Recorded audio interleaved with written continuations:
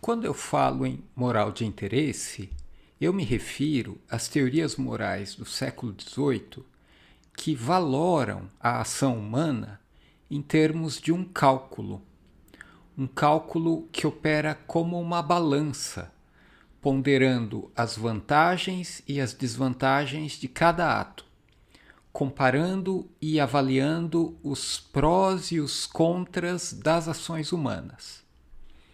É importante notar que a moral de interesse não significa necessariamente egoísmo.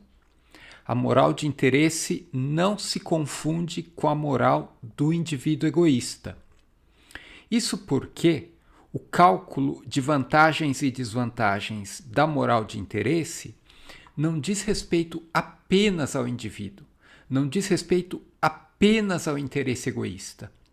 A moral de interesse serve para explicar também o interesse público, o interesse que diz respeito ao bem comum.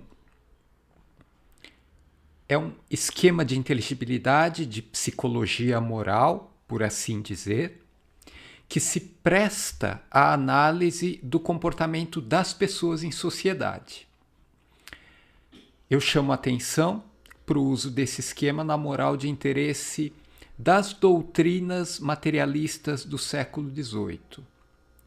Filósofos materialistas como Helvétius e o Barão de Holbach refletiram sobre a moral, e o ponto de vista das doutrinas morais desses autores passa necessariamente pelos esquemas de inteligibilidade da moral de interesse. De acordo com Helvétius, o homem livre não é aquele que age movido pela reta razão. Também não é aquele que age movido por seus impulsos, por seus apetites. O homem livre, segundo Helvétius, ele age com base em um cálculo bem executado, envolvendo a sua razão, eu quero dizer a faculdade racional, e as suas paixões, dentre as quais se destaca a paixão do amor próprio. Então vejam, a moral de interesse não é uma moral libertina, que diz respeito única e exclusivamente à satisfação dos desejos individuais. Assim como a moral de interesse não é uma moral heterônoma, quer dizer, aquela do indivíduo que age segundo uma vontade divina ou segundo uma lei externa ao próprio agente. Existe egoísmo? Sim. A moral de interesse sustenta que os indivíduos são movidos por paixões egoístas. Isso é certo. Mas não é só isso que está em questão. A questão da moral de interesse é que, mesmo sendo egoístas, os indivíduos podem buscar voluntariamente os benefícios públicos. Um exemplo bem conhecido no século XVIII e que interessa num curso sobre economia política como o nosso é o autor da Fábula das Abelhas, Bernard Mandeville. O Mandeville defende a tese segundo a qual não há contradição entre vícios privados e felicidade pública. Pelo contrário, para o Mandeville, os vícios privados ajudam a produzir felicidade pública. A tese é bem simples. A ideia é que cada um age melhor quando age em seu próprio favor, mesmo que isso implique em certos vícios. E, por outro lado, se os indivíduos forem forçados a agir em favor dos demais, eles tendem a cair em letargia e não vão produzir benefícios públicos como produziriam se eles trabalhassem em prol dos próprios vícios. A aposta de autores que refletiam sobre a moral de interesse é que, quanto mais esclarecidas forem as pessoas, mais elas entendem que é necessário um equilíbrio entre o amor próprio e o bem comum. Essa é a aposta. E é nesse sentido que Helvécios define o homem livre como o homem esclarecido. Ele fala isso na obra do Espírito. O homem livre é o homem esclarecido, instruído. Né? Do ponto de vista das mentalidades do século XVIII, tudo aquilo que os filósofos debatiam sobre a moral de interesse se situava no quadro teórico do direito natural. O agente movido por amor próprio era, no fundo, uma máquina que funcionava a partir das leis naturais. É nesse sentido que o interesse era o motor das ações. A moral de interesse tem em vista as faculdades humanas e é desse ponto de vista que se fala numa ciência que fundamenta a moral do interesse. E no quadro geral das faculdades humanas, nós podemos falar de dois propulsores, duas molas mais importantes. Uma delas é o amor próprio e a outra é a faculdade racional, a razão. Ora, tanto o amor próprio quanto a faculdade da razão são princípios condicionados pela lei da natureza. E esse condicionamento, para os autores do período que nós estudamos nesse curso, esse condicionamento se dá de um ponto de vista mecanicista. O modelo, o paradigma é o do mecanicismo. Ou seja, estamos falando de um determinismo moral explicado no quadro teórico do direito natural moderno. Esse determinismo se dava no condicionamento que a lei natural exercia sobre as faculdades humanas e, em particular, sobre essas duas molas da ação humana, a razão e o amor próprio. É nesse sentido que eu falo num determinismo moral por parte da lei natural. Mas a gente tem que se lembrar que o direito natural moderno se encontra inscrito no quadro teórico do mecanicismo.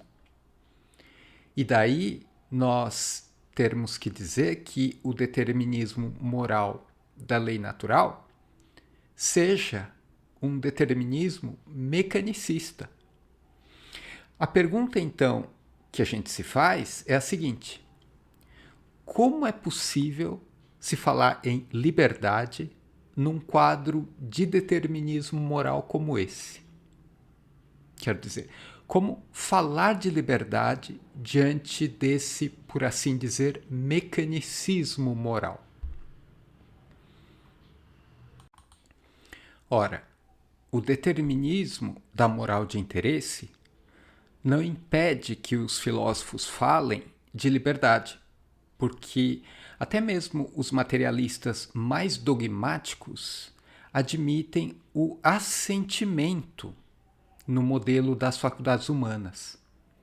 A liberdade está justamente na possibilidade de assentir, quer dizer, na possibilidade do cálculo que busca um equilíbrio entre os desejos ligados ao amor próprio e o reconhecimento racional da necessidade de obediência às leis civis. E cálculo aqui é sinônimo de assentimento.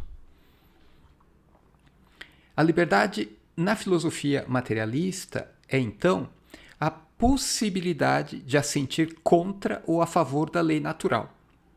Se o cálculo for mal executado, nós dizemos que a liberdade colocou a gente numa condição miserável.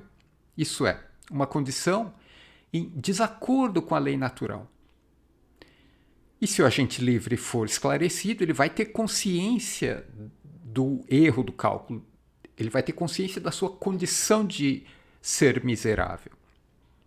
Assim, o agente livre é livre por sua capacidade de fazer a balança pender mais para o egoísmo ou pender mais para a virtude. Né? Isso é uma capacidade. A liberdade do indivíduo está aí. É aí que está o assentimento da moral de interesse. E dependendo de quão esclarecido for o espírito desse agente livre, você tem um ajuste, um acordo, um cálculo que pode ir mais na direção do egoísmo ou mais na direção da felicidade pública. De novo, citando Helvécios, liberdade é o esclarecimento. Liberdade é a capacidade de discernir essa condição de agente livre, capaz de executar um cálculo que pode ser melhor ou pior realizado. Então, o que nós temos até aqui? Eu mostrei um desdobramento da filosofia do direito natural no ramo dos conhecimentos da moral, lembrando da árvore dos saberes que o Descartes descreve nos princípios da filosofia. É um desdobramento da filosofia do direito natural no ramo da moral. E a moral de interesse é o desdobramento mais importante. Eu chamo a atenção, então, para a moral de interesse como um desdobramento da filosofia do direito natural. Agora eu vou falar de um pensador que influenciou diretamente Rousseau na questão da moral de interesse. Esse filósofo é o Diderot. Diderot também pensava sobre a moral no quadro do materialismo das luzes, e por isso ele também refletiu sobre a moral do ponto de vista da moral de interesse. O personagem mais famoso do Diderot nesse tema é o sobrinho de Rameau. O sobrinho de Rameau é uma figuração satírica da moral de interesse. No diálogo do Diderot, para citar apenas uma frase do sobrinho de Rameau, esse personagem, o sobrinho, ele diz o seguinte ao filósofo. É um diálogo entre o sobrinho e o filósofo. O filósofo é o agente movido pela moral tradicional. Ele é o chato do diálogo. O sobrinho diz o seguinte, eu cito: num tema tão variável como a moral, não há verdadeiro ou falso de modo absoluto, de modo essencial, de modo geral. Mas, em vez disso, é preciso ser o que o interesse prescreve. Bom ou mal, sábio ou tolo, decente ou ridículo, honesto ou vicioso. Fim de citação. Em matéria de moral de interesse, Diderot escreveu ainda, além do sobrinho de Rameau, um outro texto que para o nosso curso é muito importante. Esse texto é o verbete Direito Natural, que foi publicado no tomo 5 da Enciclopédia. A data da publicação é 1755. Nesse verbete, Diderot apresenta um outro personagem. Esse personagem é o raciocinador violento. O raciocinador violento é justamente o agente livre da moral de interesse. O raciocinador violento não é um libertino, porque se fosse, ele mereceria ser sufocado, né? Não pode viver em sociedade. O raciocinador violento é uma pessoa que raciocina e, por meio do seu raciocínio, ele tenta entender qual é a vantagem de abrir mão dos seus prazeres, abrir mão dos seus interesses, quer dizer, do seu amor próprio, em favor do interesse público. Qual a vantagem desse sacrifício? A moral do raciocinador violento, então, é aquilo que, nesse curso, nós estamos chamando de moral de interesse. E agora um breve resumo do verbete Direito Natural, escrito pelo Diderot. Problematiza a relação entre direito natural e justiça. Direito natural e justiça. Em linhas gerais, Diderot postula o seguinte para pensar essa relação. O direito natural se fundamenta num individualismo. O direito natural vai teorizar acerca da sociedade, mas para falar de sociedade ele precisa começar com o indivíduo. Então, é um individualismo.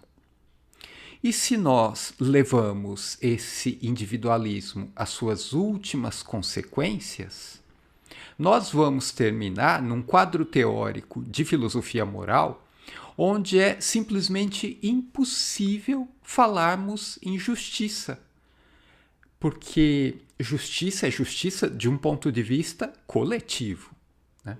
E a justiça, segundo o direito natural, em última instância, com a questão do indivíduo levado às suas últimas consequências, leva a uma concepção de justiça do indivíduo, o que é um absurdo, porque aí não há justiça, e sim defesa do próprio interesse. O individualismo do direito natural diz respeito à defesa do interesse próprio em detrimento dos interesses alheios. E esse individualismo se justifica pela própria lei natural da autoconservação. Vamos nos lembrar da definição que Hobbes dá de direito natural. Vocês se lembram? Hobbes diz no De Cive, direito natural é a liberdade que todos os homens possuem para usarem de todos os meios disponíveis para se preservarem, para preservarem a própria vida. Isso é direito natural. Então, é uma autoconservação que tem em vista o indivíduo. E a justiça é pensada a partir dessa definição. Diderot menciona ainda a imagem do Tribunal da Consciência, o que é importante no quadro teórico do direito natural, porque é a consciência, ou o Tribunal da Voz da Consciência, que legitima a preferência do indivíduo por si mesmo, porque senão o egoísmo seria injustificável. Mas aí a gente estaria pensando do ponto de vista da coletividade. O direito natural parte do indivíduo.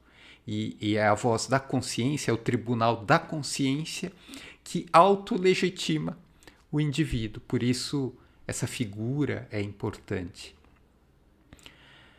E o tribunal da consciência, essa voz, né, da natureza que o indivíduo ouve no quadro teórico do direito natural, ele aparece na voz, na fala do raciocinador violento do Diderot. O raciocinador violento diz o seguinte, é uma frase muito importante no verbete direito natural. Ele diz: não sou injusto a ponto de pedir a um outro um sacrifício que eu não faria por ele. Não sou injusto a ponto de pedir a um outro um sacrifício que eu não faria por ele. Vejam como é uma justificativa da própria preferência por si mesmo. É isso que o raciocinador violento diz. Sendo assim, para o Diderot, a solução da justiça, né, se é que a gente pode falar em justiça, a solução da justiça não vem do indivíduo do direito natural. Seria impossível, seria uma contradição falar em justiça no quadro teórico do direito natural, do individualismo do direito natural. Então, a solução não pode vir do indivíduo. A solução para o problema da justiça precisa vir das instituições. Então, vejam, nós ainda estamos falando da filosofia do direito natural e nós precisamos conceber a justiça nesse quadro. Como fazer isso? você não pode pensar no indivíduo, não pode partir da figura do indivíduo para falar em justiça. Então, a justiça ela precisa ser concebida a partir de outro ponto de vista.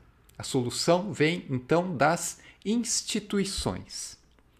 É preciso buscar uma ideia de justiça do ponto de vista da coletividade, uma ideia puramente coletiva. Depois o Rousseau vai apontar isso no texto do Diderot. Uma ideia puramente coletiva, ou seja, uma justiça do ponto de vista das instituições civis e não da voz da natureza, não do tribunal da consciência do indivíduo, do direito natural. E é por isso que o Diderot precisa falar em vontade geral. Para se falar em justiça, no quadro do direito natural, ele precisa falar em vontade geral. A vontade geral é a regra absoluta para se definir a justiça. A vontade geral, ela se presta a isso porque ela é separada do indivíduo.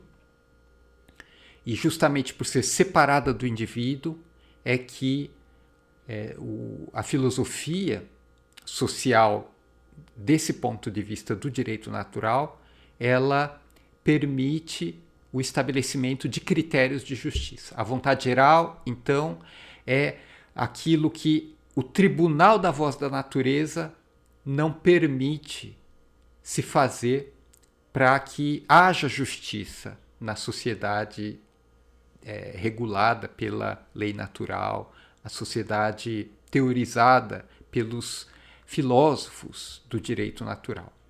Então, a vontade geral, ela produz algo que é uma obra de arte. Ela produz um artifício necessário para o ordenamento, para a regulação da estrutura social.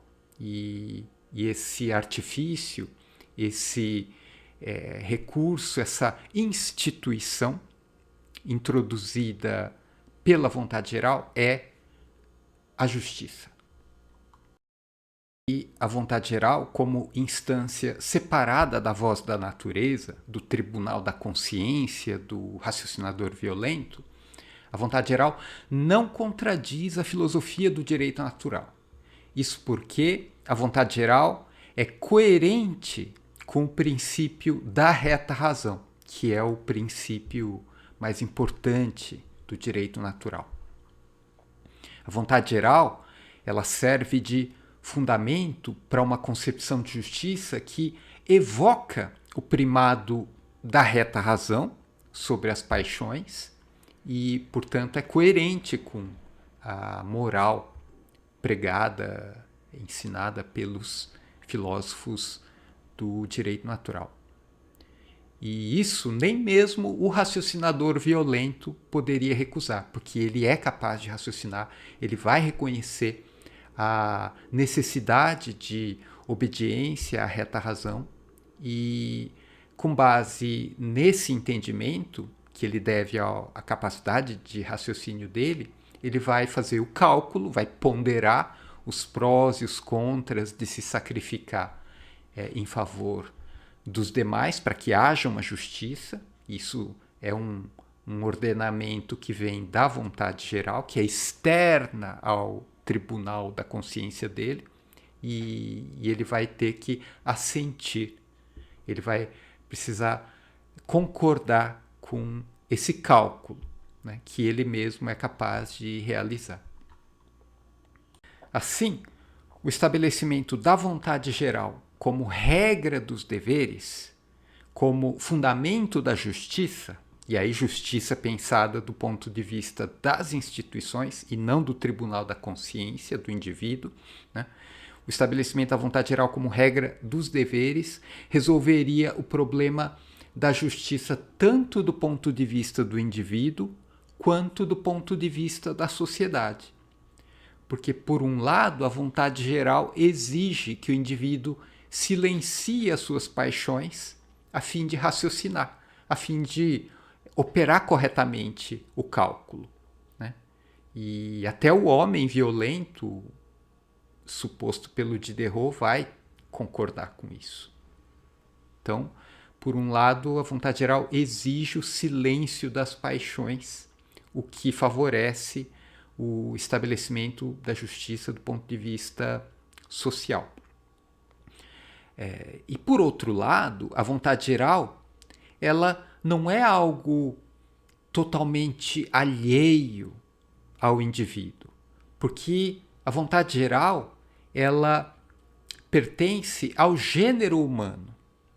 Diderot se refere à vontade geral como a vontade do gênero humano, pensando numa pessoa moral, num ser coletivo, do qual o indivíduo, o raciocinador violento, faz parte. Então a vontade geral diz respeito ao indivíduo também. Ela não é totalmente estranha às necessidades mais animalescas do indivíduo, né? A questão é que ela não vem diretamente dos apetites, ela não é engendrada imediatamente a partir das faculdades do indivíduo. Ela vem do gênero humano. Diderot diz que a vontade do gênero humano, ela tem uma paixão, uma única paixão. E essa única paixão é o bem de todos. A vontade geral, ela tende, ela se inclina, ela tem como única paixão o bem de todos, a felicidade pública, o interesse comum, né? Vontade geral. Qual é o problema de se falar em vontade geral do gênero humano?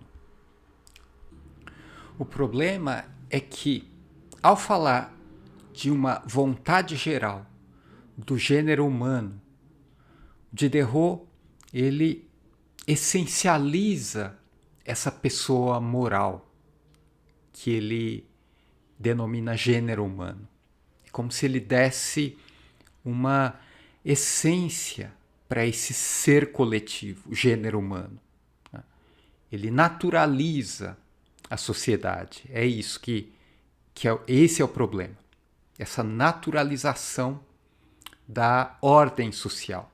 Então, você extrapola os limites da observação. Vamos lembrar que Diderot ele está refletindo no âmbito de uma filosofia empirista. Então, a ideia é não recorrer às causas primeiras, aquele quadro mais abrangente da explicação das causas dos fenômenos, né? E que acaba caindo em explicações metafísicas. Você, como empirista, deveria se restringir ao que é observável no quadro da experiência, da sociedade que você pode observar e tomar como um objeto científico. Então, quando Diderot ele fala do gênero humano, ele está pensando em algo que extrapola esse campo de observação empirista, esse campo de observação científico, né? Já seria difícil você pensar num corpo político, numa sociedade ali formada por cidadãos que observam certas leis ligadas àquele povo, àquela tradição, à história daquele corpo político. Já seria difícil pensar num corpo político local, numa sociedade observável dentro de um universo mais restrito. Já seria difícil fazer isso. Diderot ele vai além disso, ele quer pensar no gênero humano, na humanidade, né? Em algo que extrapola em muito, né? Qualquer corpo político. Então, se já é difícil pensar numa ciência política do ponto de vista dos corpos políticos, o que dizer então de uma filosofia que tenta abarcar o gênero humano, a humanidade, e ainda falar de uma vontade geral desse gênero humano, né?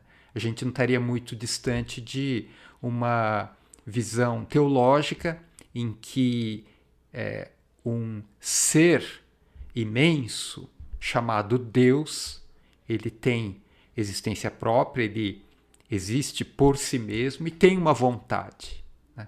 E a vontade divina, a vontade desse ser, a vontade de Deus, é aquilo que vai regular a conduta dos indivíduos. Qual a diferença, né? A questão que se coloca quando a gente lê o texto do Diderot é essa, né?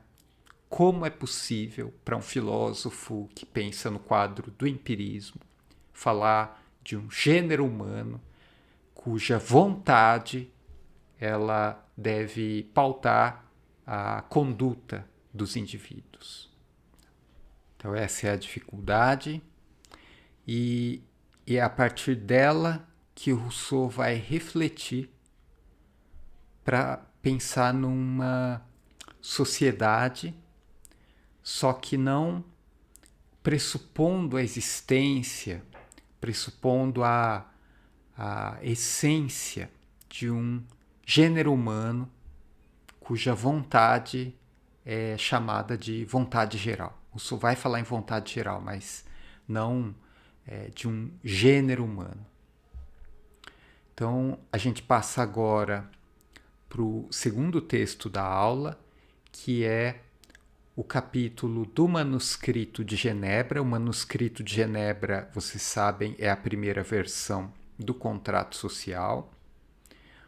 O título desse capítulo é Da Sociedade Geral do Gênero Humano. O diálogo é entre o Rousseau e o Diderot, e o tema é especificamente a ideia de uma justiça que precisa ser instalada no seio da sociedade dentro de um quadro que no Manuscrito de Genebra ainda é o quadro teórico do direito natural.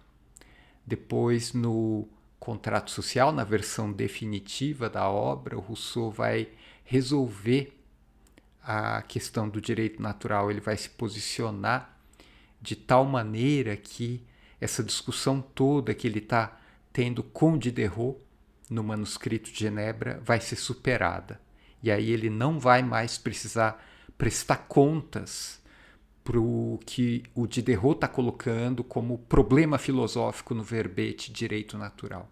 Mas esse diálogo, esse momento da reflexão do Rousseau é importante porque ele marca um amadurecimento, uma evolução do pensamento do Rousseau, que ainda se encontra ligado, que ainda encontra uma fonte de inspiração nesse modelo do direito natural. Então eu passo a análise do capítulo da Sociedade Geral do Gênero Humano. Existe um fio condutor que orienta a estrutura desse texto do Rousseau. O Rousseau se faz a seguinte questão: o que torna necessário o estabelecimento das instituições políticas? Essa é a questão, está lá no começo do capítulo da Sociedade Geral do Gênero Humano. O que torna necessário o estabelecimento das instituições políticas? Ou seja, qual é a causa necessária da sociedade bem ordenada? Sociedade bem ordenada é a última expressão do capítulo. Está lá na última frase desse capítulo do Manuscrito de Genebra. Sociedade bem ordenada. E ela é uma expressão chave para a gente interpretar, para a gente acompanhar o fio condutor do texto do Rousseau. Então, o Rousseau não quer saber das sociedades desordenadas, das sociedades acometidas por desordem, das sociedades doentes, das sociedades com constituição marcada por discrasia, por patologia. Não é esse tipo de sociedade que ele quer investigar. Rousseau quer saber das sociedades saudáveis, das sociedades com união verdadeira, sociedades sem patologia, ou seja, ele quer saber da boa ordem civil, da sociedade bem ordenada. E para buscar a sociedade bem ordenada, o Rousseau se vale do mesmo esquema de inteligibilidade utilizado pelo Diderot. E por isso ele vai refletir sobre a moral de interesse. Ele vai buscar a causa, o princípio, qual é a origem da sociedade bem ordenada, e para isso ele recorre ao esquema da moral de interesse. Só que, em vez de imaginar um raciocinador violento, como faz o Diderot, o Rousseau vai refletir de maneira mais abstrata. Ele reflete sobre a natureza do interesse. Ele vai pensar nas faculdades humanas e ele vai pensar, em particular, na natureza do interesse. Então, Rousseau ele começa com a distinção entre o interesse aparente e o interesse bem compreendido. São duas expressões que também estão no texto do Rousseau. Interesse aparente e interesse bem compreendido. E com isso ele evoca a dicotomia entre ser e parecer. É uma dicotomia que ele aplica na sua crítica social do segundo discurso, ser e parecer. Então, vejam o esquema dicotômico que o Rousseau está colocando para o seu leitor. Interesse aparente e interesse bem compreendido. E, ao mesmo tempo, ele vai falar em associação enganosa e sociedade bem ordenada. Então, é um quadro com esse duplo esquema de contrapontos, né? O interesse que leva a uma união enganosa, a uma sociedade que não é a sociedade bem ordenada, e aquilo que ele denomina interesse bem compreendido, que leva a uma sociedade bem ordenada. Então, lembrando, Rousseau está falando de uma moral de interesse, mas ele fez essa distinção, interesse aparente e interesse bem compreendido. Rousseau vai se orientar com base nesse quadro de dicotomias para investigar a relação entre o direito natural e a justiça. E com isso ele pretende descobrir a causa necessária das instituições políticas justas, ou seja, a causa necessária da sociedade bem ordenada. É basicamente esse o plano que a gente tem que ter em mente para ler o capítulo da Sociedade Geral do Gênero Humano. Aí, vamos começar pelo começo. Rousseau passa em revista os princípios mais importantes que justificam as teorias da sociedade daquele tempo. Quais são esses princípios? Ele enumera 3. As necessidades mútuas, a inocência original e o sentimento de humanidade. 3 princípios que os teóricos que pensavam acerca da sociedade recorriam, princípios que eram comuns, eram usuais para se falar da sociedade. Então, há as necessidades mútuas, a inocência original e o sentimento de humanidade. E o Rousseau refuta os 3 princípios. Primeiro, as necessidades mútuas, isto é, as carências dos homens. A palavra em francês é besoin, carência, necessidade. Essas carências, essas necessidades, elas levam os indivíduos a formarem uma sociedade? Essa é a questão, né? Por causa dessas carências, dessas necessidades, os indivíduos são impelidos, são forçados a formarem uma associação, pensando na gênese de uma sociedade natural, né? A resposta é claro que sim, que as carências levam à sociabilidade. O problema é, será que essa sociedade formada com base nas necessidades, nas carências dos indivíduos, essa sociedade ela é bem ordenada? Essa é a questão, se a sociedade é bem ordenada. Porque a sociedade, isso a gente entende. Agora, essa sociedade, ela é uma sociedade com essa qualidade, ser bem ordenada? E aí Rousseau vai dizer que não. Então vamos entender o argumento do Rousseau. O princípio da fraqueza humana como causa da sociabilidade é um princípio forte. O próprio Rousseau concorda com ele em alguns momentos. Por exemplo, no livro 4 do Emílio, Rousseau relaciona o fato da fraqueza humana e a visão teleológica da felicidade de maneira necessária. Ele faz uma conexão necessária entre as necessidades mútuas e a sociabilidade, tendo em vista a felicidade de todos, né? No livro 4 do Emílio, Rousseau escreve que é a fraqueza do homem que o torna sociável. São as necessidades que tornam a sociedade necessária, né? Porém, antecipando Kant, o Rousseau vai pensar em algo que o Kant vai chamar de insociável sociabilidade. Insociável sociabilidade, algo contraditório no seu próprio princípio, né? Uma sociabilidade que leva à insociabilidade. Insociável sociabilidade. O Rousseau explica que as mesmas causas que levam os indivíduos fracos a formarem grupos, essas causas levam esses mesmos indivíduos a entrarem em conflito uns com os outros. Isso porque as carências dos indivíduos, as necessidades mútuas, elas implicam necessariamente em cupidez e disputa. O Rousseau diz, eu cito, o que precisamos nos une, na mesma medida em que as paixões nos dividem. É uma fórmula lapidar do Rousseau, está ali no capítulo da Sociedade Geral do Gênero Humano. O que precisamos nos une, quer dizer, as necessidades mútuas nos levam à formação de laços sociais, de uma união. Mas não é uma união bem ordenada. Por que não é bem ordenada?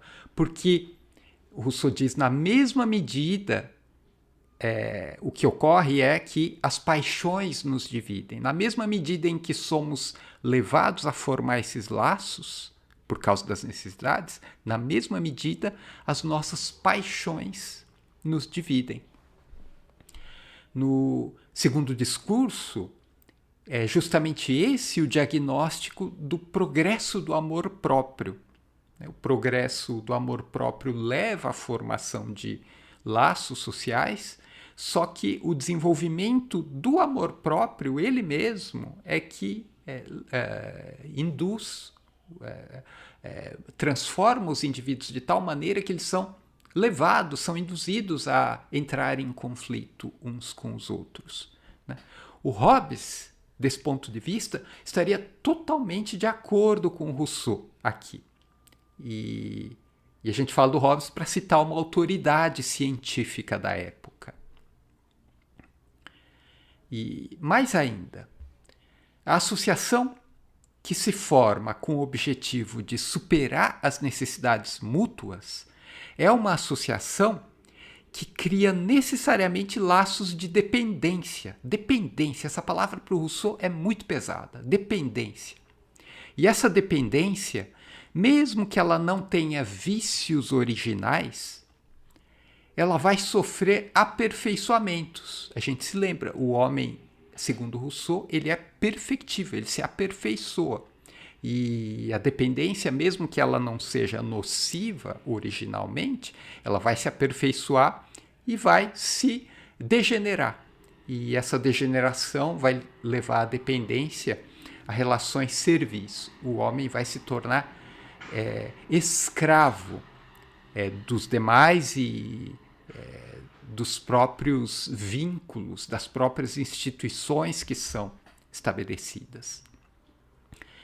A sociedade bem ordenada não pode se formar dessa maneira. Ela não pode ser constituída por escravos. Se os indivíduos são dependentes uns dos outros, no sentido de sentimentos de escravidão, isso não constitui laços de uma união verdadeira, de uma sociedade bem ordenada. Eu passo para o próximo princípio, que é o da inocência original. Nós vimos no segundo discurso que o Rousseau parte da premissa, para falar do estado de natureza, a premissa da igualdade, como Hobbes, e não da bondade natural do ser humano, não da inocência original. Muito embora a tradição dos intérpretes do Rousseau veja na antropologia do segundo discurso um modelo de bom selvagem.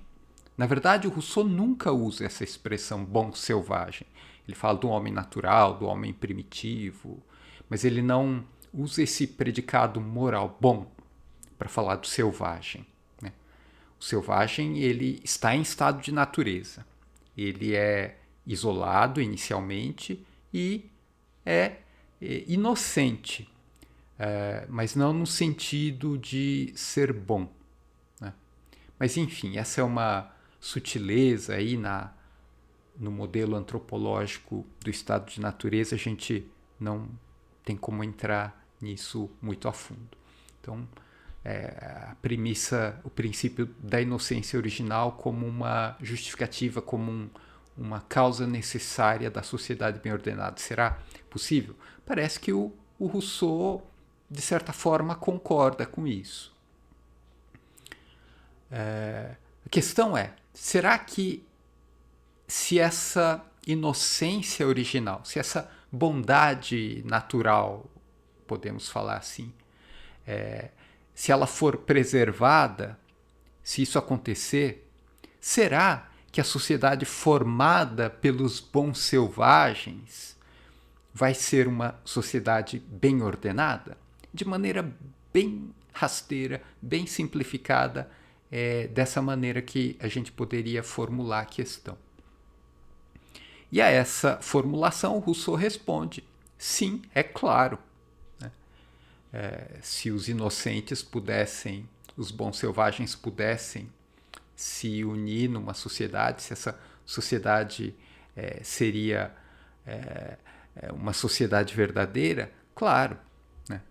E o estado de natureza do segundo discurso, de certa forma, confirma essa hipótese. Então, a premissa, o princípio da inocência original, parece um bom ponto de partida. Além disso, no estado original, segundo Rousseau, os homens são independentes. Eles não têm aquela relação de dependência. Vocês se lembram do momento do canto e da dança, ali no segundo discurso, quando nasce o sentimento de vaidade, os indivíduos passam a depender do olhar dos outros. Né? Na sociedade original, não existe esse tipo de relação de dependência. Os homens são independentes.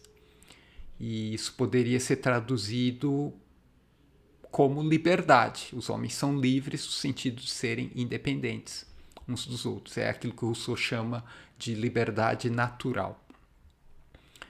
Então, esse é um ponto. Agora, essa liberdade natural, ela poderia justificar, ela poderia explicar como uma causa necessária a sociedade bem ordenada?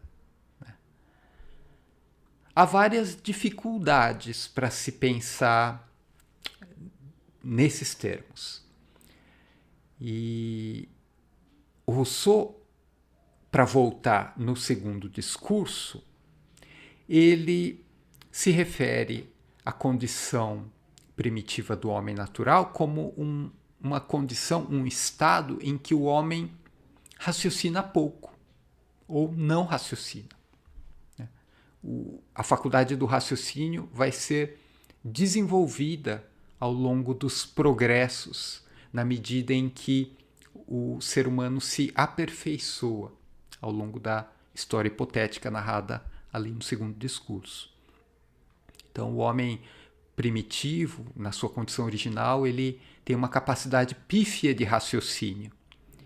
E é necessário que seja assim, do ponto de vista metodológico da ciência do homem de Rousseau, porque é justamente essa incapacidade de calcular, de raciocinar, essa incompetência de exercer a faculdade racional que permite ou que impede os homens de fazerem cálculos egoístas ou cálculos que vão levar a relações que resultam no egoísmo, nas relações de dependência e tudo mais. É essa incapacidade de raciocinar que salva, que protege os homens de desenvolvimentos nocivos nas relações sociais.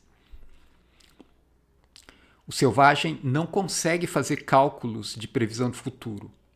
A gente se lembra que ele se desfaz do seu leito pela manhã e à noite ele chora, porque ele não havia calculado que precisaria novamente do leito para dormir à noite.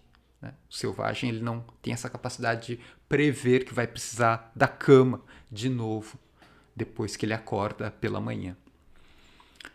Não há ironia nenhuma nesse modelo do homem inocente do Rousseau. O Rousseau ele concebe a educação negativa do Emílio para falar de um aspecto muito sério da sua filosofia moral, a educação negativa. Né? A educação negativa é concebida como um prolongamento da inocência da infância. No Emílio, quando o educador ele se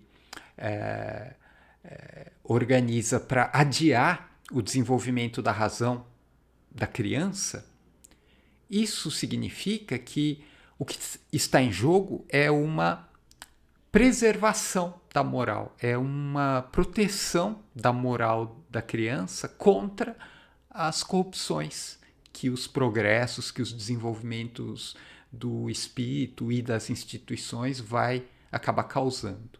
Então, a educação negativa do Emílio é um exemplo de que é possível se levar a sério uma premissa como essa da manutenção, da preservação da inocência original. E aí isso era uma coisa escandalosa para os educadores da época, a educação negativa do Emílio. Mas isso é uma outra história.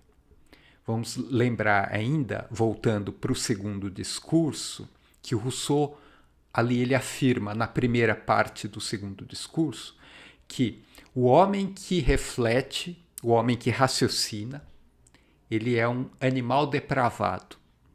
Ou seja, é um ser miserável. Por que é miserável? É miserável na medida em que esse ser que raciocina, esse ser capaz de executar os cálculos da moral de interesse, esse ser, ele tem conhecimento da sua própria condição. Ele tem ciência da sua constituição, da realidade do seu ser. Ele tem conhecimento da sua própria condição. E, no entanto, ele não sabe como sair dessa condição miserável. Por isso que ele é miserável. Né? Ele tem consciência de que o estado dele não é bom e, ao mesmo tempo, ele não sabe como mudar aquela situação. E não é possível se pensar na constituição da sociedade bem ordenada num estado como esse, de ignorância ou de pouca capacidade de cálculo interessado. Então, a sociedade bem ordenada não pode ser justificada pela premissa, pelo princípio da inocência original, porque não há a possibilidade de cálculos que vão avaliar a vantagem de se passar do estado de natureza para o estado civil. A sociedade bem ordenada é justamente aquela instituída a partir de um cálculo de vantagens, um cálculo que é feito coletivamente, né? De indivíduos, todos eles são movidos pela moral de interesse. Sem moral de interesse, não há sociedade. E para que os indivíduos estabeleçam um pacto social, é preciso que eles calculem as vantagens de se associarem. O Rousseau explica no manuscrito de Genebra que o homem, na sua condição original, supostamente a condição de inocência, esse homem, mesmo quando ele raciocina, ele só raciocina pensando no momento presente. O Rousseau diz lá no capítulo sobre a Sociedade Geral do Gênero Humano, ele diz assim, eu cito, para ele, para esse homem inocente, paz e felicidade são apenas momentâneas. Quer dizer, elas são ali instantâneas, são só daquele momento presente. Por isso que esse homem é inocente, porque ele só vê a felicidade e as necessidades do presente. Então, esse indivíduo inocente é incapaz de discernir as vantagens futuras, isso exigiria cálculo, prever as vantagens futuras das instituições civis. E o Rousseau escreve, eu cito, aí é uma citação mais longa. Embora seus sentimentos e suas ideias possam ascender ao amor da ordem e aos conceitos sublimes da virtude, ser-lhe-ia impossível aplicar esses princípios com segurança, em uma situação que não lhe permitisse discernir o bem do mal e o homem decente do perverso. Fim de citação. Rousseau vai mais além nesse princípio da inocência. Ele pondera que, mesmo que a inocência original da Idade de Ouro, aquele período privilegiado do estado de natureza, né, que Rousseau diz no segundo discurso que deveria ter durado para sempre, a Idade de Ouro, né? Mesmo que a Idade de Ouro existisse, a Idade de Ouro, seria a causa da separação entre os homens, que é o que ele demonstra no segundo discurso. Embora seja uma situação que o Rousseau chama de ideal, é essa situação ideal que engendra transformações que levam à dissolução do corpo constituído. Então, é a própria inocência original que causa a separação entre os homens. Ela causa separação e não união. Porque os homens inocentes, em estado de natureza, eles se inclinam à independência. E o estado civil, por mais bem ordenado que ele seja, ele não pode ser constituído por indivíduos absolutamente independentes. Eles precisam estabelecer relações, laços de dependência recíprocos. Então, é preciso haver dependência. E os indivíduos inocentes, totalmente inocentes, eles não vão saber o que é isso, né? Eles vão se inclinar naturalmente à independência. O que está em questão, o que está sendo colocado em questão pelo Rousseau é isso. O que vai ser produzido naturalmente. No caso de indivíduos inocentes, o que se produz naturalmente são indivíduos independentes, e não indivíduos que vão estabelecer ligações morais entre si, né? É o inverso. Se houvesse união entre esses indivíduos, o Rousseau vai concedendo, né, vai fazendo concessões no raciocínio. Mesmo que houvesse união entre esses indivíduos que tendem naturalmente a serem independentes uns dos outros, mesmo que houvesse união, essa união seria uma união mecânica, seria uma agregação, seria só juntar as partes de um todo e achar que o todo está coerente, é coeso, que ele tem unidade. Não, simplesmente é um agregado aquilo, não é uma verdadeira união, não é uma associação. Essa diferença entre agregado e associação também é importante para o Rousseau pensar o corpo político. Então, esses indivíduos inocentes não estabelecem uma união real. E, por conseguinte, não haveria virtude de fato, porque não haveria reconhecimento entre esses semelhantes. Eles, nesse sentido, seriam miseráveis. Então, retomando, no princípio da inocência original, a consequência que Rousseau tira é que não haveria virtude de fato, justamente por não haver possibilidade necessária de formação de relações de dependência, não haveria virtude de fato, e porque não haveria reconhecimento entre os semelhantes. O Rousseau diz: não haveria bondade nos corações, não haveria moralidade nas ações, ou seja, não haveria sociedade bem ordenada. Então, os indivíduos seriam seres movidos simplesmente por necessidades físicas, seria uma união mecânica, e não seriam movidos por consciência moral. Nesse sentido, eles seriam miseráveis. O Rousseau diz, eu o cito: nossa felicidade total consistiria em desconhecer a nossa miséria. Quer dizer, a felicidade consiste em ser ignorante acerca da própria condição. Esse é o desdobramento ao qual Rousseau chega a partir do princípio da inocência. Além disso, em estado de natureza, os indivíduos tendem a permanecer ignorantes e miseráveis. É como um corpo físico que tende a permanecer no mesmo estado em que ele se encontra, né? Pelas explicações da física. Porque a voz da natureza manda que esses indivíduos continuem independentes e sem conhecimento moral. A felicidade precisa ser mantida, então a ignorância precisa ser mantida. Ora, isso significa que os homens inocentes e independentes, se eles forem lançados no estado civil, eles tendem simplesmente a se separar uns dos outros, em vez de se unirem, em vez de formarem uma verdadeira associação, uma sociedade bem ordenada. Terceiro princípio, o sentimento de humanidade. Será que o sentimento de humanidade seria a causa necessária das instituições políticas?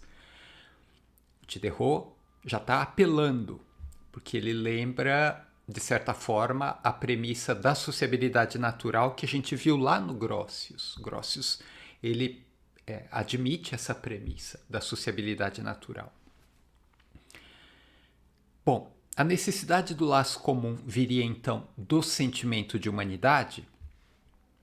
Haveria então, levando adiante essa premissa, haveria um tratado social ditado pela natureza? A natureza poderia engendrar por vias de causalidade necessária, por uma ordem das coisas tal que o pacto, o tratado social seria naturalmente estabelecido? Seria isso possível pelo sentimento de humanidade? Resposta é não. Porque, mesmo admitindo a lei natural como causa da sociabilidade, ainda assim, segundo Rousseau, a ordem política não se mantém, porque o desenvolvimento das instituições esse desenvolvimento desperta, a palavra em francês é éveil, esse desenvolvimento institucional desperta no espírito humano o interesse pessoal. E, por conseguinte, em consequência disso, o desenvolvimento do interesse sufoca o suposto sentimento de humanidade. Então, o que o Rousseau está raciocinando é simplesmente o seguinte: se existe um sentimento de humanidade que leva os indivíduos a estabelecerem um pacto social, é o estabelecimento do pacto que sufoca o sentimento de humanidade. E sem o sentimento de humanidade, então, não existe causa necessária para que aquela ordem estabelecida se justifique. O Rousseau diz, eu cito, ao despertar-lhes o interesse pessoal, o desenvolvimento da sociedade sufoca o sentimento humanitário no seu coração. E os conceitos da lei natural, que na verdade deveria ser conhecida como a lei da razão, esses conceitos só começam a se desenvolver quando precedidos pelo desenvolvimento das paixões que tornam todos os seus preceitos impotentes.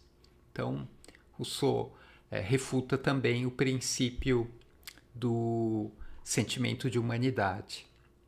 Ou seja, em suma, mesmo que os indivíduos sejam impelidos à ordem política por um sentimento de humanidade ou por qualquer causa natural que seja, é a própria ordem política estabelecida que vai anular, que vai militar contra essas causas naturais e vai sufocar, então, esses princípios, porque as paixões, segundo Rousseau, elas despertam o interesse pessoal.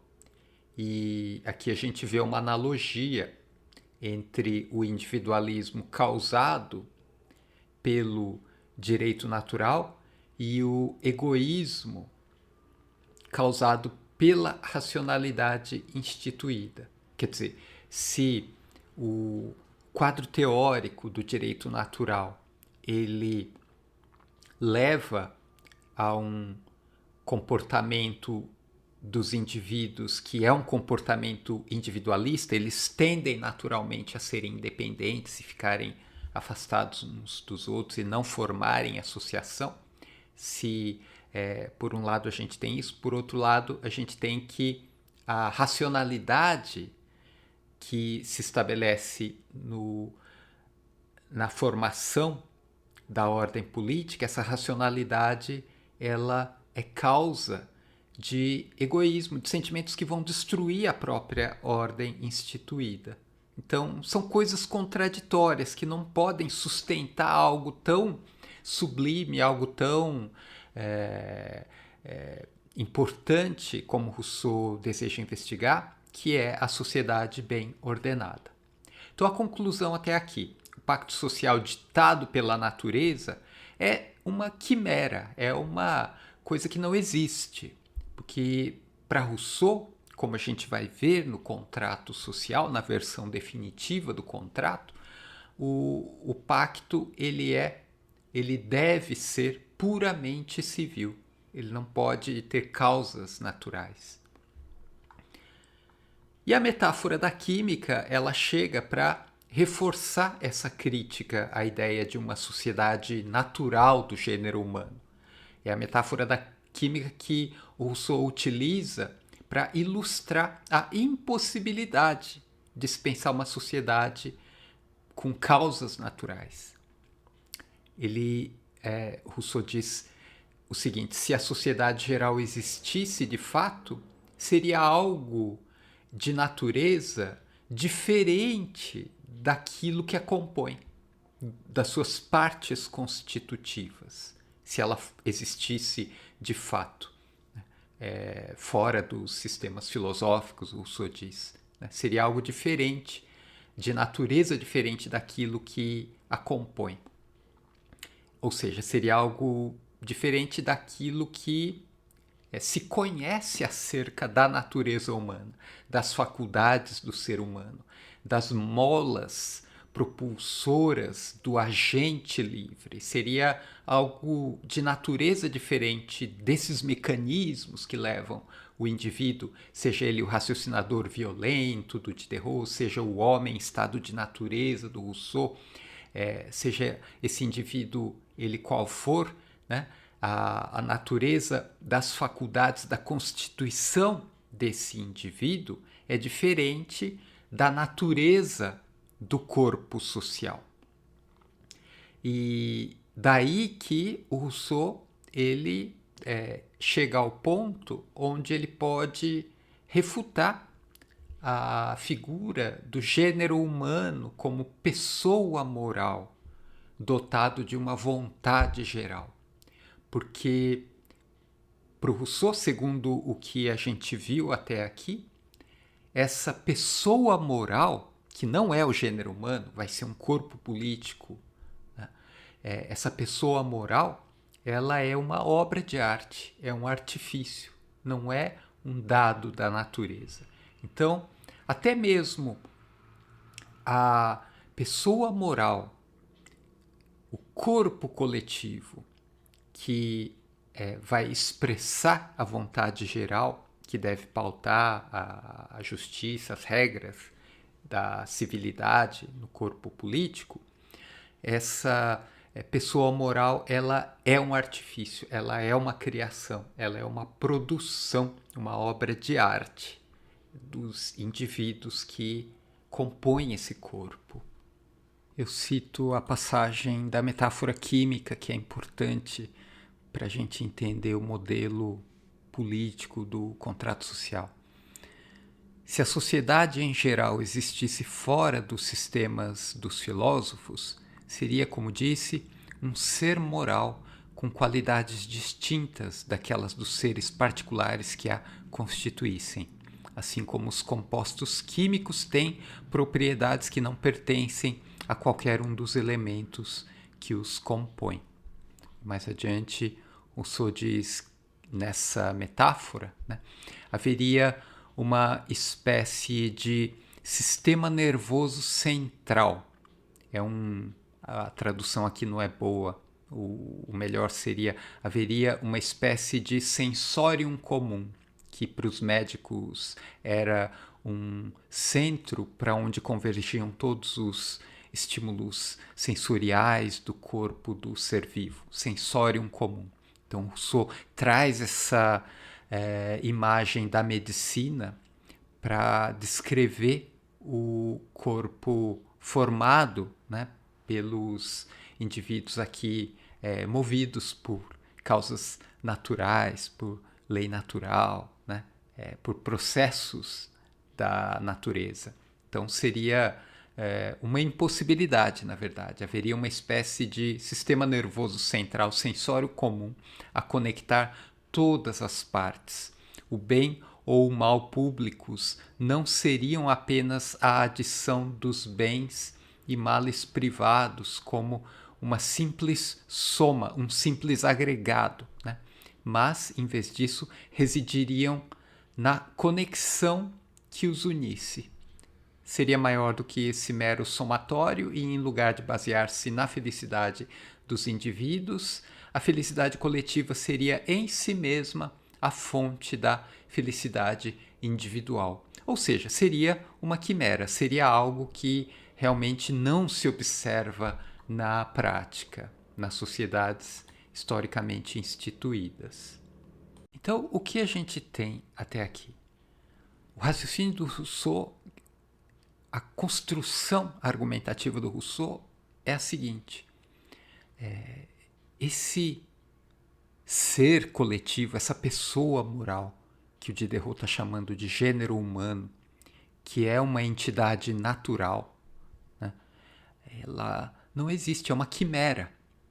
E se ela não existe, de onde vem a vontade geral, que seria a solução para o problema da justiça? Onde encontrar a vontade geral? É essa questão que está sendo colocada. Se a sociedade bem ordenada, ela não pode ser formada pelas vias dos processos naturais, né? Então a pessoa da espécie humana, do gênero humano, essa pessoa artificial não existe, né? Então, como encontrar a vontade geral? Aí o Rousseau nos remete de volta para o indivíduo e estamos de novo ali diante do raciocinador violento do Diderot, né? O Rousseau, depois desse raciocínio de demonstração por absurdo, né, ele supõe, né, como seria uma sociedade tal como o Diderot está propondo no verbete direito natural, e ele chega à conclusão: não seria possível, porque as causas não justificariam uma sociedade como essa. E, levado às últimas consequências, a natureza dessa sociedade seria diferente da natureza do próprio indivíduo. Então não existe uma ligação necessária entre o indivíduo e a sociedade. Rousseau, ele desmonta qualquer possibilidade de conexão causal entre o indivíduo e a pessoa moral, do gênero humano, né? O Rousseau vai pensar em outra pessoa moral, do corpo político, estabelecido pelo pacto puramente civil, no contrato social. Mas por enquanto a gente permanece num dilema, né? Se a vontade geral não pode ser encontrada na natureza, né? Então, onde nós a buscamos? Nós a buscamos no próprio indivíduo, no próprio raciocinador violento. Opa, mas espera lá, como é que a gente vai ali negociar com o raciocinador violento? Tudo bem que ele raciocina, mas ele é muito apegado a si mesmo. Ele é movido por amor próprio. Ele mesmo disse: eu não saberia por que eu teria que me sacrificar pelos outros, né? O que eu ganharia com isso? O cálculo para ele está sendo operado nesses termos. Então Rousseau começa a pensar em curar o raciocinador violento, ou melhor, não que ele seja uma pessoa doente no sentido médico da palavra doente, né? O raciocinador violento precisa ser curado da sua inclinação para fazer um cálculo que pende muito, que se inclina muito para si mesmo, né? A cura, nesse caso, seria uma mudança na perspectiva do raciocinador violento, seria uma intervenção que levasse esse raciocinador violento a olhar para a sociedade, a olhar para a felicidade pública. Como essa cura, então, pode acontecer? Essa agora passa a ser a questão do Rousseau, no capítulo da Sociedade Geral do Gênero Humano. Como curar o raciocinador do seu egoísmo? Seria pela religião? É a primeira ideia que o Rousseau coloca. Religião? Não. Por quê? Porque os efeitos sociais do recurso aos deuses seriam o fanatismo e a violência. Basta olhar para o mundo real, né? A religião provoca necessariamente relações de violência por causa do fanatismo, por causa da crença supersticiosa nas verdades reveladas. O Rousseau diz, eu cito: a terra toda se cobriria de sangue e a espécie humana pereceria se a filosofia e as leis não contivessem a fúria do fanatismo e se a voz dos homens não fosse mais forte do que a dos deuses. Então a religião não serve para curar o raciocinador do seu egoísmo. E um ensino filosófico. Será que isso resolveria? Será que isso ajudaria o raciocinador a olhar para a sociedade antes de olhar para si mesmo? A resposta também é negativa. Não, porque o filósofo vai dizer que o problema da humanidade é da própria humanidade, né? Então, se esses indivíduos são como o raciocinador violento, o problema da justiça cabe a eles esse problema precisa ser resolvido pelos próprios indivíduos que se comportam como o raciocinador violento, que é um tipo ideal desse tipo de comportamento, né? Então o ensino não pode vir do filósofo, porque o filósofo é aquela figura fora da sociedade, é o estrangeiro dos diálogos de Platão, é o legislador que é um estrangeiro que vem instaurar o sistema de legislação na polis, né? Se a gente pensa na filosofia antiga, o ensino do filósofo ele vem de um outro, ele vem de fora do corpo, que seria o corpo social, né? Então, o ensinamento do filósofo não serve para educar, para curar o raciocinador violento. Bom, então, o que o raciocinador violento precisa? Ele precisa de uma educação. É isso, é um processo, educação no sentido de um processo autorregulatório. É ele mesmo que precisa encontrar nos seus males, nos princípios motores que levam ele a agir do jeito que ele age, né? Ele precisa buscar em si mesmo os recursos para se comportar de outra maneira. Como que isso vai acontecer?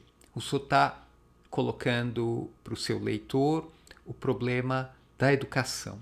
Então é pela educação que o raciocinador violento vai ser curado do seu egoísmo. Basicamente o que Rousseau está fazendo é repetir aquele ensinamento do Helvétios a respeito da liberdade. O homem livre é o homem esclarecido. O Rousseau está aplicando essa definição de liberdade no caso do raciocinador. Se o raciocinador ele é livre, então ele pode ser esclarecido, a educação vai ter um efeito sobre a moral dele e ele pode mudar a maneira como ele faz os cálculos de moral. E essa mudança o Rousseau associa a uma arte. Que arte é essa?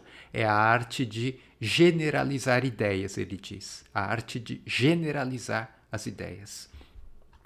O homem comum, ele precisa aprender a fazer esses cálculos, a raciocinar, evitando o erro. Essa é a questão que o Rousseau coloca ali no texto. Como evitar o erro? Né? Ele diz isso lá no texto. Como evitar o erro? Né? E é o próprio raciocinador que vai ter que raciocinar a respeito disso. Como eu posso evitar o erro do meu cálculo? Né? No fundo, é Bacon que está sendo evocado aqui. Né? São os ídolos que formam os obstáculos para o avanço do conhecimento, os obstáculos para a educação. Né? Bacon. E as ideias ficam restritas por causa desses obstáculos. A faculdade racional, a capacidade de raciocínio dos indivíduos, elas ficam restritas, ficam limitadas por causa desses obstáculos, dessa falta de educação. Então, as ideias não são ideias gerais, são ideias limitadas. E a educação precisa acontecer, o raciocinador ele precisa ser esclarecido para que as ideias possam se generalizar, ser ideias gerais. E só assim ele vai poder pensar numa justiça não do ponto de vista do próprio indivíduo, mas do ponto de vista da sociedade. O resultado desse alargamento da visão do indivíduo, desse esclarecimento pela educação do espírito do raciocinador violento, o resultado desse processo seria um homem capaz de refletir no silêncio das paixões. Essa é a expressão que o Diderot coloca no verbete direito natural, é a mesma expressão que o Rousseau repete no capítulo sobre a sociedade geral do gênero humano. raciocinar no silêncio das paixões. Vejam, o raciocinador violento, ele não vira um anjo, ele não anula as suas paixões. As paixões continuam lá, ele continua sendo um indivíduo movido pelo amor próprio, um indivíduo que tende ao egoísmo. A questão é, com a visão alargada, com o espírito esclarecido, com a educação que ele recebeu, que permite a ele generalizar as ideias, pela arte de generalizar as ideias, ele vai conseguir raciocinar no silêncio das paixões. E aí o cálculo é correto. Ele vai poder julgar com justiça, segundo uma justiça social, pensando do ponto de vista de todos os membros do corpo coletivo. Eu cito Rousseau a respeito dessa reflexão no silêncio das paixões. Rousseau diz: seria preciso que nunca tivessem surgido no seu coração uma dessas paixões que falam mais alto do que a consciência. É uma hipótese, né? Seria preciso que nunca tivessem surgido no seu coração. Mas surgiram. E o indivíduo que raciocina com as paixões gritando em voz alta, ele tende ao egoísmo. Então, a educação vai trabalhar para que essas paixões se silenciem. Não que elas desapareçam, elas não vão ser destruídas. Elas vão simplesmente falar mais baixo. É a voz da consciência que vai falar num outro tom para que esse indivíduo possa calcular, né, as vantagens de se associar aos outros, de obedecer uma lei que não é simplesmente um apetite, um motor interno, animalesco do seu próprio ser. Não, é uma lei civil, uma regra de civilidade, né? A vontade geral, né? É isso que significa raciocinar, refletir no silêncio das paixões.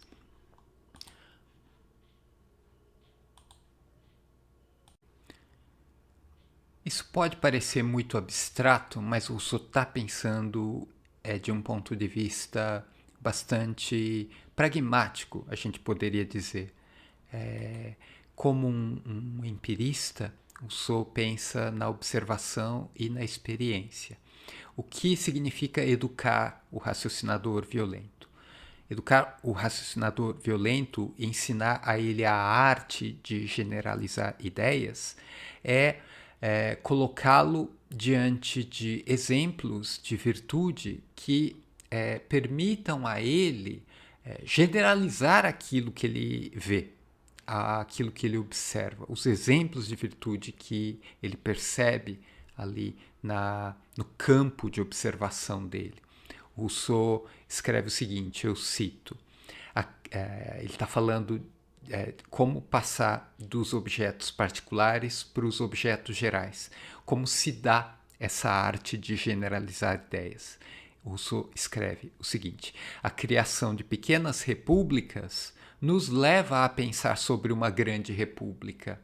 E só começamos de fato a nos tornar homens quando somos cidadãos. Fim de citação.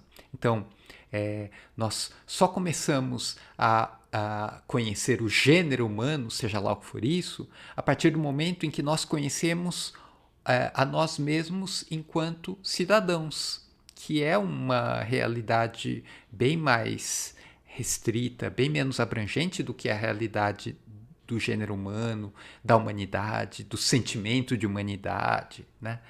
Isso tudo é metafísica, não é científico, isso extrapola o campo de observação do investigador empirista. E o Rousseau está falando como investigador empirista. Então, observar as pequenas repúblicas para pensar numa grande república, né? Generalizar uma ideia local, algo que cabe dentro do quadro conceitual dos conhecimentos do observador, para que, a partir do exercício dessa arte de generalizar ideias, que exige uma razão muito desenvolvida, né, para que ele possa chegar na ideia maior, mais geral, mais abstrata de grande república. A mesma coisa, pensar no gênero humano a partir dos indivíduos, dos cidadãos que compõem uma pequena república.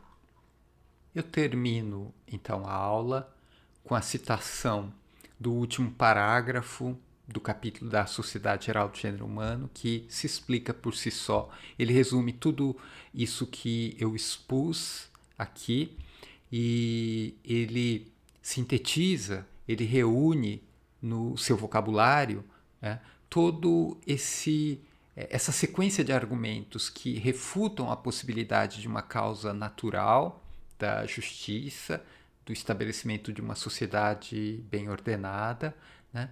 E refutam também a possibilidade de uma pessoa moral como Diderot chama de gênero humano, para que a gente encontre a vontade geral desse gênero humano, né? Rousseau reduz tudo aquilo que é possível no campo do observável, no campo da experiência, no campo da empiria.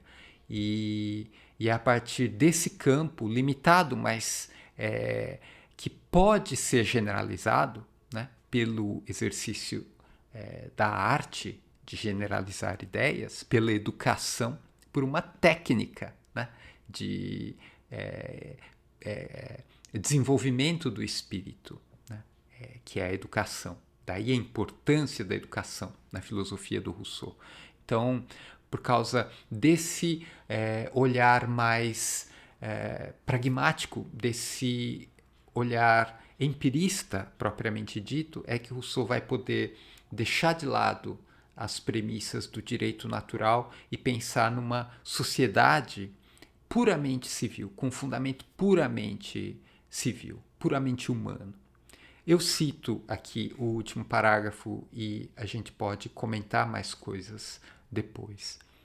No entanto, embora não haja uma sociedade natural ou geral entre os homens, e embora eles se tornem infelizes e perversos ao se socializarem, embora as leis da justiça e da igualdade nada signifiquem para aqueles que vivem tanto na liberdade do estado de natureza como sujeitos às necessidades do estado social, vamos tentar extrair do próprio mal o remédio para curá-lo, em vez de pensar que para nós a virtude e a felicidade são impossíveis de alcançar e que o céu nos abandonou, sem recursos para evitar a depravação da espécie. Devemos utilizar novas associações para corrigir, se possível, o defeito da associação geral e que o nosso sucesso seja avaliado pelos defensores da violência. Vamos mostrar-lhes como, devidamente aperfeiçoada, a arte pode reparar os males que a arte incipiente causou à natureza. Rousseau, no original, fala de uma arte aperfeiçoada e compara ela à arte começada, né? A tradução realmente é muito ruim, essa tradução da UNB. Eu continuo.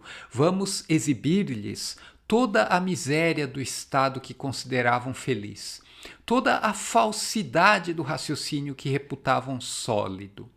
Que eles estabeleçam o valor das boas ações, a punição das más, a doce harmonia da justiça e da felicidade em uma ordem de coisas melhor constituídas. Iluminemos a sua reflexão com novas intuições, aqueçamos seus corações com novos sentimentos, e que, ao compartilhá-los, aprendam a multiplicar o seu ser e a sua felicidade. Se neste esforço o meu zelo não me cegar, não duvidemos que, com um espírito forte e uma mente elevada, esses inimigos da espécie humana terão por fim que abandonar o seu ódio, juntamente com os seus erros. Que a razão que os afasta do bom caminho os trará de volta à humanidade, que aprenderão a preferir ao seu interesse aparente o interesse adequadamente compreendido, o interesse aparente e interesse bem entendido. que se tornarão bons, virtuosos, sensíveis e, por fim, em conclusão, em vez dos bandidos ferozes que pretendiam ser, que sejam o apoio mais firme de uma sociedade bem ordenada. Fim de citação. Então, Rousseau está recorrendo ao princípio médico, ao princípio hipocrático, da cura que é extraída a partir do próprio mal, do antídoto que é tirado do veneno. Né?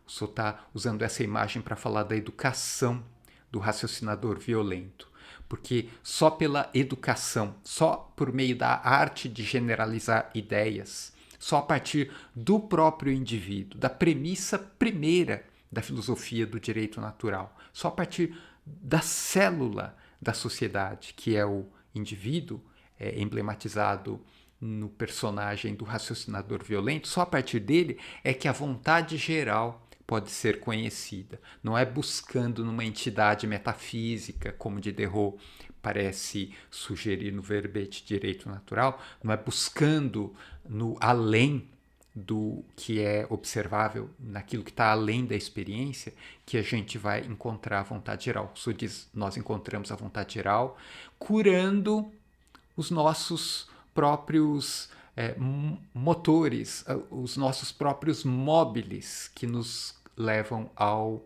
egoísmo, ao ensimesmamento. Então, é uma visão extremamente,